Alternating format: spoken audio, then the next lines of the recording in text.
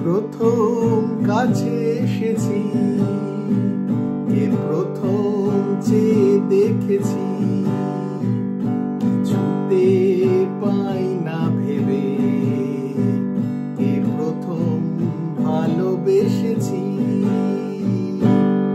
তুমি না আমি। 1966 সালে উত্তম কুমার আর সত্যজিৎ রায়ের কোলাবোরেশনে নায়ক রিলিজ হয়।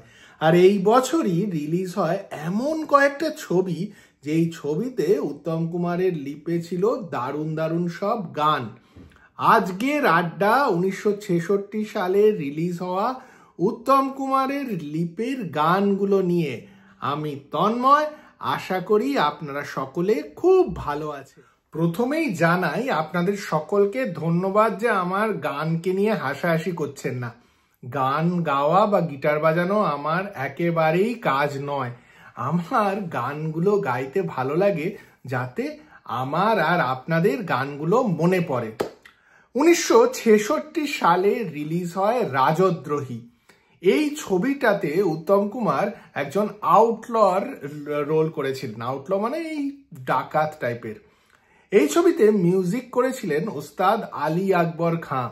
এর আগে 1961 সালেও ঝিন্দের বন্দি ছবিতে উত্তম কুমারের ছবিতে আলী আকবর খাঁয়ের মিউজিক ছিল। রাজদ্রোহীতে শ্যামল মিত্রর গাওয়া উত্তম কুমারের লিপে একটা খুব ফান লাভিং পেপি নাম্বার ছিল, কোথাও আমার নেই সময় থামার। এই গানটা উত্তম কুমারের যে চরিত্রটি রাস্তায় হাঁটতে হাঁটতে গাইছেন আর একটু একটু নাচছেও। গানটি খুব পপুলার হয়েছিল।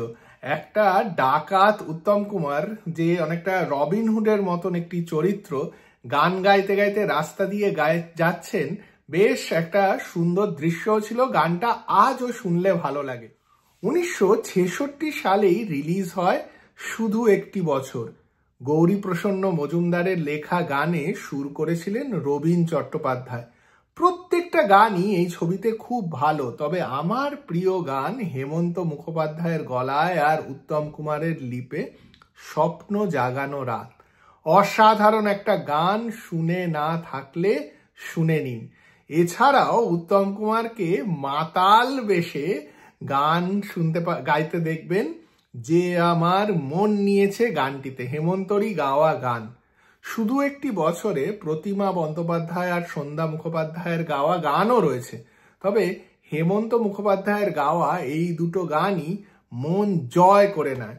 আরেকটিও গান রয়েছে যেটা উত্তম কুমারের চরিত্রটি গাড়ি চালাতে চালাতে গান, হেমন্ত মুখোপাধ্যায়েরই গাওয়া। আমার ঠিক গানটা এক্ষুনি মনে পড়ছে না, তবে স্বপ্ন জাগানো রাত যদি না শুনে থাকেন এক্ষুনি গিয়ে শুনুন, আর যদি শুনেও থাকেন আরেকবার শুনুন, দারুণ। আচ্ছা, 1964-65 এই বছরগুলোতে উত্তম কুমার আর শ্যামল মিত্র কম্বিনেশন কিন্তু বাজার কাঁপাচ্ছিল। দেয়া নেয়া হিট হওয়ার পর থেকে এই জুটি একেবারে অভিন্ন হৃদয় বন্ধুত্ব থেকে একটা সাকসেসফুল জুটি হয়ে উঠেছিল। উত্তম কুমারের গাওয়া গান মনে হলেই শ্যামল মিত্রর গান মনে হতো। তবে 66 সালে রিলিজ হয় সুধীন দাশগুপ্তর সুর করা ছবি শঙ্খবেলা। শঙ্খবেলাতে উত্তম কুমার আর মান্না দের কম্বিনেশন একেবারে সমস্ত কম্বিনেশনকে ধুয়ে মুছে দেয়। শঙ্খবেলা ছবিতে প্রত্যেকটা গানই সুন্দর। সুধীন দাশগুপ্ত মেয়ের গলায় গান গাওয়ান লতা মঙ্গেশকরকে দিয়ে, আর উত্তম কুমারের লিপে গান গান মান্না দে। কে প্রথম কাছে এসেছে, এছাড়াও আমি আগন্তুক আমি বার্তা দিলাম। আমি সচরাচর এই ভিডিওতে মহিলাদের লিপে গাওয়া গানগুলো নিয়ে খুব একটা কথা বলি না, তবে শঙ্খবেলাতে আজ মন চেয়েছে আমি হারিয়ে যাব। এই গানটা আমার এত প্রিয় যে এই গানটা এখানে মেনশন না করলেই নয়। আপনারা যদি শঙ্খবেলার গানগুলো না শুনে থাকেন, এটা মনে হয় হতেই পারে না। এই ভিডিওটা যখন দেখছেন তখন শঙ্খবেলার গান আপনারা সকলে অলরেডি শুনেছেন, আর যদি শুনে থাকেন আবার গিয়ে শুনুন। এইরকমই একটা বছর ছিল 1966 সাল। 1966 বুঝতেই পাচ্ছেন একটা ইউনিক বছর উত্তম কুমারের ফিল্মোগ্রাফিতে। 1966 সালেই রিলিজ হয় কাল তুমি আলেয়া, যার সুর করেছিলেন উত্তম কুমার নিজে।